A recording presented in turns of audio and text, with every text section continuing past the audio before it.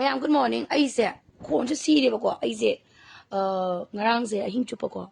I say, Ima even me, I'm going to sana basapane bako. Ado RK send to bina, Kenny, Tanda Wakano Kalaga, Ibunga Mani Horaga,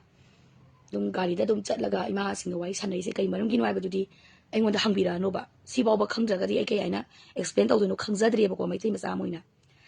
Laksani Iba Famdi. How's he cooking a separate administration? The Pangrian Kalasiba. A quick to Nova, a matan kumbira mova. Aduga Bidos is here to Piramova. Kangleipak leader, central leader can a separate administration is the only solution for Manipur. Kanakangi central BJP separate administration, the pinning of Magadi. Why I could Manipur, the lady by my take BJP in city, pinning of the Busuyan Busuai. Go Kangleipak Manipur, MLA, Sisu, pinning of the Bayai. Adubu, lady by BJP, MLA in city, Tina signing a Lingzen Manadina cha. Lingzen Manadeva, I need to have any to Kanaka, Koshum Taba, one Chumbalama, the only man that Tamba Pau Mayamata Bawadi. See Minister Pau Bidian Passes, Site Patana, Gaza Patan Chakale. Chumbalama to Kangiko. I do see to be correct over. Mayamatari Paus, Busini Baquina, Hazari Base. A Tari Bizicana, no put I didn't put up your Yanta de Buju. See the Aina Nina. Casa Tabatana Minister Oigera, Kemsano Oigera, Bisosino Oigera, Yamumono Oigera, Innington Oigera, Oining, but the Minister Oyo Shukai. I quite a palmasia. My day from the palmy but demand CD. Money put the lady by yellow me Kudimaki a palma never.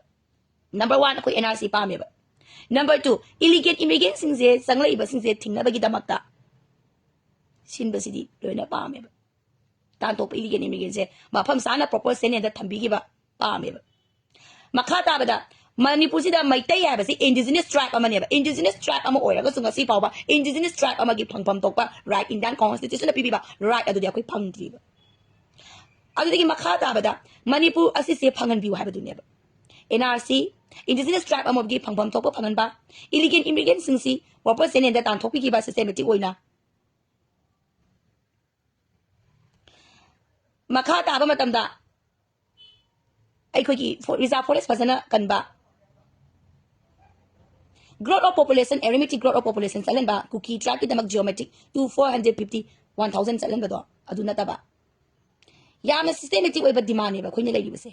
Puna mag-proof ki din ba? Nga si pa ba, ikoy gi, reason na ba si constitute tog di? Ado itadi, sukay na ba, cookie militant singi,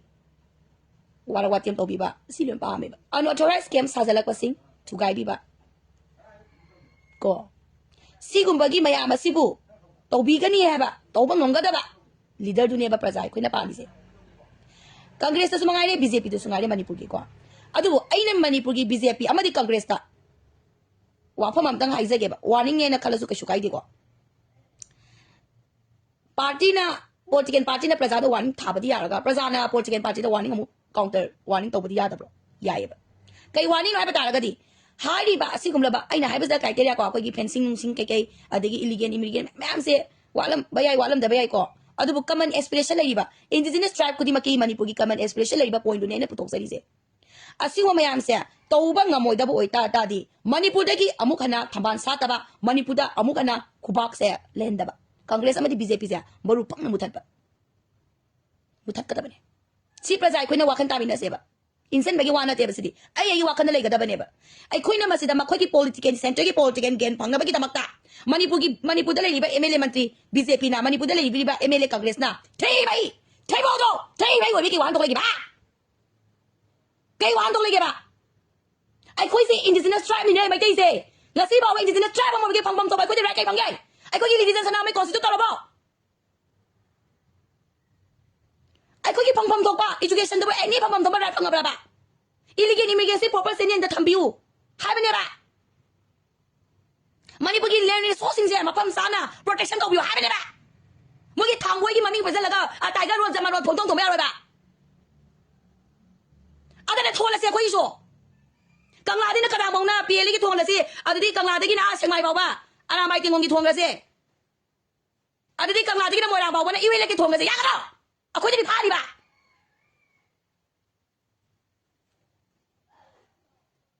ay sauning ba tam nang ba ya te ba kang ba koy daw sauning ba te mai ya gi dei noi Mithibong Mitambal Thimahi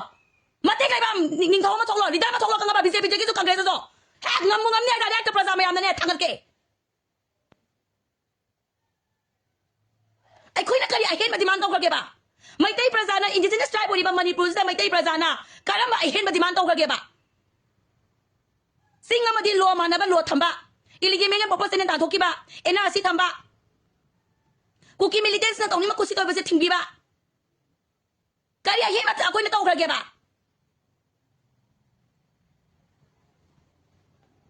Pay my like ba na kwai kanani se kana no ba BJP na paung bi na ka sa ka ba ta ni mulim ta nei ba nei kanani kan to akhoi gi di ai khoi gi di ai khoi gi ba right set matik cha na ne amen do bi ba khoi gi di ka ba kai na ba to ri se phagi ba ho se prime minister san phangeng ka la si ku ki se ai khoi gi tong no ba pra sa khara mana zakrani flight kana plate ta khara mana machum cha ina ni machum cha ni cha da ni na rani khara mana irei ba ki da makane ne no mai pa ga lan theng na rani khara mana ne ai sok ta lo ni na kon da ni loi de da et bas sabas loi de si da loi de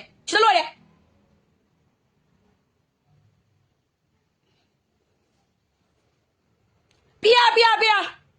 kui thogi pia kui de pia sa na ba lo thok ta bi wa ni kui de di factory minister san do ba ngasi thaza leiba sentence force kari kida makam India largest democracy wori ba mana mai countries democracy pangdaba state sinjida democracy matik chana apply kauna ba di hona daga mi Myanmar gi janta military le jabu da mana democracy phangna bane na kuki gi PDF to use toraga kabo beli loksan ba Manipur le riba na haro beli wele kari kra le riba ke wa ke le riba se hakong na ba hona riba sida ka akoi na masida la khong na India ga ba mi kuki gi mi chang ni mi di PDF kuki to use tori ya da kabo beli loksan ba mai dei na haro hakong na ba gi na makane mi di ne season ri mi season ne mi gi ta men kan sale ram kani mi di chang la kani ba tema kai yong na tan yen ba to sa no ba ni ba ko gi Manipur gi BJP me ni sei tan na sa no ba ni nei masida noi masen nung hang ngasi bu hunna ba liap tri ba hunna ro hatong na ro I masen to hatong na ra se ko sen kai group kan am le na sen kai lo kes pasal la kan hatong na ra se I masen to ano koi kan political party no ko se hunna ro adai praja khoi na tane ma chung chai cha di na ngang na ra se khanga ba sa ba ba gi da ma ne lo sangi ba na pa le da ma na tha kai se na pe la tre ba khanga ba Sigi Manipur da thada leba sentence force khalas na pia la kira la gira si leba sentence force kana lu solution lo de ka sunna te mi ko bhabana te gob lam ne laksan da sai na ga India ga lan taw bagi se lema khangna ba nga tani madu na north east Manipur da sugma kuki ga mai te ga lan ha ga na ma da ma ko na sentence force thada le de ba lan pha mo ge ko je kanga ba lan pha ma da ko ji wei ba indigenous tribe apik ba pro naga du apik ba pro ko naga ga mai te ga se mu thalla ga ne mo ya pa lo de ba khanga ba naga apik ba pro sin se kai suna bana de kuki ding ne matang matung ne use and throw das bina thada ni moi kuki ding ne das bina thada ni dro bane adu ha ne de ki se ba ai khoi ba tribe si bu kan jana ba ki da makta nga se ba ba Mithibong Mitambal Thimahi li dara mata na thamam da ba amadi si honna biram da ba paung bi ne zo ai na sau ni de tao na thong na ni na action yin bi yo adu taw ni fencing adu taw ba e illegal immigration purpose ne ta thok pa e na si adu na tik thong na thong na le ga di ne na tan no ra ga sine theng na ga da bane praja myang ga sami na ga da bane ai di smai to le ai di sigi pandam je phang di baw ba ai di zo ti ta la pom tom no mai chang wei na thau na ba na ne ta le ko ba hanu ra zo nang gi na mata na sa ka ya tung gi la ka ni ba ha chi gi la na se mama gi sarkar na e chi gi taw ba matam da thola ka ni khang ga na sa kha ma ta ni ana pa bung na hok de pa bung na taw de sum thok ke no hone de sum pho mo ba ni da maya yaw da ba nong sa ma ko ne le sa ki ba dia wei ba khang ba na thong na do action yang ngoi na kai action no nang ko ni yen du se kai action no ba ko ni yen du se resign ka action du ra ba na tan do su ne thong la ka da ba ji ti na tan do su ne thong la ka da ba na tan do su ne nang kai ma da ne lan ma fa ma da sa ka da ba na tan do ra so ai di si ba wo do ne ba do na tan do ra so ya roi ba sem ta ho se Manipur ki BJP MLA ma di Congress MLA ma ta se me ya roi ba se kaya ang kaya ba ina sikam kaya ya sabi ako ba na koy mo na gamo na oy ngoy ba si minister do ako'y dumawalog di ba tabo na koy nga mo di ba tadi Manipur daga thamba amo na sa kan biaroy kubak amo na kan biaroy ba siya koy na to ko ta ba ni prasay koy na noy bon mata noy kang na sin noy kang ni noy bon mata noy was prasay am na BJP da ติเกตานะบะอามาตะทัดดะบะกังเกสติเกตานะบะอามาตะทัดดะบะตอกขนาดนี้ฮะหนุ่ยนี่หน่อยที่ไม่ไกนะบะตัวอีเซ่เชฟเรมินเซซับอังกันกันต้องเดินเอาไปสิอินเดียกับมีดิมิติคุกกี้เตอร์วิสปีเตอร์ยูสเอาเลยอะบะกับว่าเป็นเรื่องสนะบะมาชาดิคันทรีได้ดิโมคราซีสอะไรนะบะที่วันนั้นมีดิคันทรีดูดาดิโมคราซีฟลายกับสนะนะมันขังตัวดอเขาจะชี้รุดที่ลานี่ต้องจะชี้รุดล็อกดาวน์ชี้เนี่ยลาวันออฟเนี่ยเนี่ยจะรีบไปสิโนดิสต์ชี้รุดจะเนี่ยบางทีไม่ลานทิ้งนะก็รีบไปสิกันวอลวัดถ้าวอลวัดทุกคนจะชี้รุดแต่เนี่ยมุนนะบัดนั้นลายแล้วมันนี่พูดสิลานขโมยด้วยเนี่ยบะอันนี้มาที่ใครบะมีมิจูรังกิสิมินิสเตอร์ตรงนั้นทงนาเลยบะตัวมันนากาลิงตัวมันเลยว่าบันนี่ดาคุยมันนี่พูดโซ่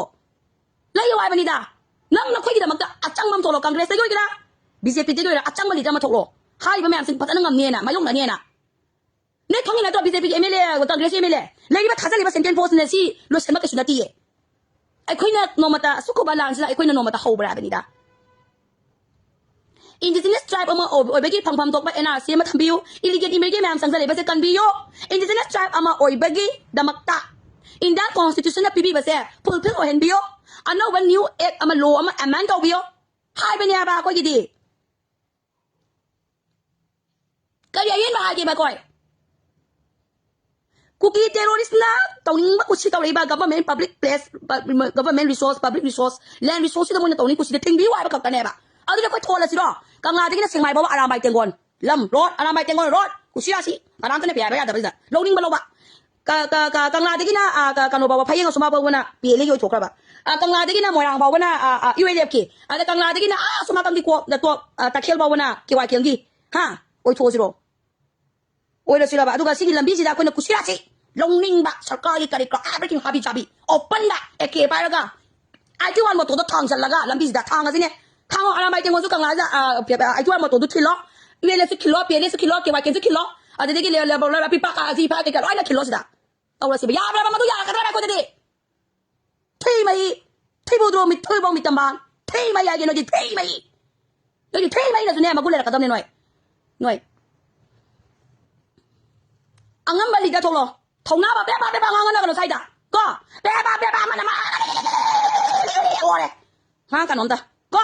ทงหน้าแบบมันติดจับลีดาทงหรอโซลูชันปั๊บตัวนี้เลยใช่หรอวาระชินปั๊บว่าจะพูดตัวก็วาระชินเลยใช่หรอวาระชินพอแล้วมาจังไว้บลีดาเราเคยป่าไหมก็งั้นได้ดิเนี่ยโตเลยนะมาโตอาโมนะมันนี่พูดแต่บีเจพีทำบ้านสารแบบอะไรกังเกรสกูบ้านตะการแบบอะไรกังเกรสลีดาจะทงหรอเลยมาทงมาติดจับอ่ะงานเลยก็มึงชิมตัวกันนี่งานเลี้ยงตรงนี้aku isi kanga bana jaba kangre su kange BJP su kange ba aku ki Manipur se kyam to banga moya bese manan da adagi ne masana ise aku isi da zo di dana kangre MLN apa manan su a tabi da busu like ba adu bu phare ba adu mane mone na kai singa ta ni wa ta re do khangtok piraga phare Manipur hai ba lai house da ji na ko ki national party ko amu kan na samna roi bye bye ta khok sa da thongna ba na liap ka ba ko thongna ba na ko liap ka ba adu su ngam de na wa ne ji ne ko na wa sa su sa roi na pam sa su sa roi no ji khanga ba seng na ge na wa sa su sa roi na pam sa su sa roi no ne na wa sa ka na pam sa ka sa ka ne ne ba zai ko ne ke to ge ba ti tu mo je ba ko na ko ne ti tu mo je ba ba no nya li da na ko na wa sa bang tre na pam sa sa bang da ko ne ti tu mo da ni ai ko ma sen ha to ni nang na ma chum chai cha de na tu to yi nang ka ti to yi to ko ma sen ngang na ni hu na ni ko ma sen de kwa ko ma sen ha tu na ni na mi phai na yeng ba yen da ba nang ki pa sha kyam to ni mi ki pa sha sing ngo adu ko ma to lai ba ke sa mi ki sen nai pha mung ken mom na ba ki ko ma ya ma do ki ne to na ni ko ma sen ha tu na ni ai ko ma sen adum da en sa ba phai thang ai sen na ne lo sen na ga se thang ai sen adu to ga ba nataga ako dinjen chama na na ako tunggi yung bi kalaw da ba yade ako tunggi matama man pila thom daga da ko nga silera moy saklang khong sa to thom daga da ko nga silera moy June 19 to thom daga dina ay ko nga silera moy ba se ay ayong gay nga man na magadi nga si ay ngang sen imalon kana gi mapom da ngang da no ngang pom le roi taw imalon je kana ako ngang se kana ngang pom le roi si mai lang gi nga ba ana thangay singa da mai na ko se ma chum sa ba ni du to ba ni ko ma sen da hatung na ga political party no ko su na wa sa da na pam sa dum to ga thi mai thi dum tra ga ko je le sabra Ang isa na ko'y aduga nakala mo ramdan na matuto ba yaroi ay ko'y isan tubi nataga malay pak miya praza po nama ay ko'y lingzen man na una minasi sangza minasi sida kuraki inalay sa ba si toksi ama na ama hunna ba ko na ba si toksi ama na mahatong na ba si toksi ay ko'y su political party so ko'y su thongna pa lagi hay bigi tang ta ba decision naman left siya only 15 days tang ara ba ni ko kasi India gi center yu iba tawri ba lalong sida minimum moy 4 months ko hay na resibo ba Sana ka dise na ay ko yu iba internet yu iba lawri ba sa sida 15 days or thama sida mun na kana biyo adu ka dise da lobiyo ba na ko nya sida last option na ko nya masida Thimahi Thibudru Mithibong Mitambal Prajadasu Kara Oiba Yausu Sanao Aduga Political Party na Kojusu Thibudru